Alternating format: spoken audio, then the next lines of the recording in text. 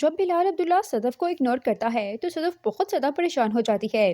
وہ یہی سوچ رہی ہوتی ہے کہ پہلے تو بلال عبداللہ مجھے دیکھنے کے لیے تڑپ جایا کرتا تھا، اب جب میں اس کے سامنے بھی آتی ہوں اور اس سے بات کرنا چاہتی ہوں تو وہ مجھے نظر انداز کر رہا ہے۔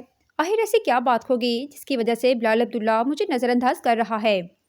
بلال عبداللہ بھی یہی سوچ رہا ہوتا ہے کہ جیسے صدف نے اسے تڑپایا ہے ویسے کہ صدف کو اب وہ تڑپائے گا، تاکہ اسے بھی پتہ چلے کہ دل ٹوٹنے کا کتنا گہرا صدمہ ہوتا ہے۔ اب بلال عبداللہ یہی چاہتا ہے کہ صدف خود آ کر اس سے اپنی محبت کا اظہار کرے، کیونکہ بلال عبداللہ اچھی طرح جانتا ہے کہ صدف نے پہلے اس کا دل توڑا تھا۔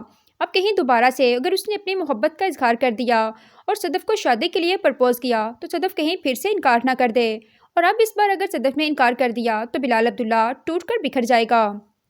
اس لیے صدف کو اگنور کرتا ہے کہ صدف خود چل کر اپنے دل کی بات مجھ سے آ کر کہے۔ اب صدف بھی ٹھان لیتی ہے کہ وہ بلال عبداللہ سے ملے گی اور اس سے اپنے دل کی بات کہے گی کہ وہ بھی اس سے محبت کرنے لگی ہے۔ اس نے عمار سے شادی کر کے بہت ہی غلط فیصلہ کیا ہے۔ اگر اسے پہلے پتا ہوتا کہ عمار اس کے ساتھ ایسی گھٹیا حرکت کرے گا تو وہ کبھی بھی عمار سے شادی نہیں کرتی۔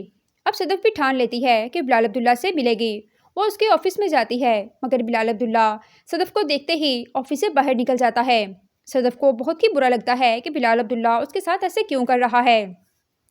ادھر ناظرین آپ کو دکھایا جائے گا کہ عمار حمشہ کے پاس جاتا ہے اور اس سے کہتا ہے کہ حمشہ، میں بہت زیادہ پچھتا رہا ہوں، جو غلطی میں نے کی ہے وہ غلطی تم کبھی بھی مت کرنا، جیسے میں پچھتا رہا ہوں ایسے ہی تمہیں بھی پچھتانا پڑے گا۔ حمشہ یہ بات سن کر پریشان ہو جاتی ہے اور کہتی ہے کہ عمار کیا ہوا، تم ایسی باتیں کیوں کر رہے ہو؟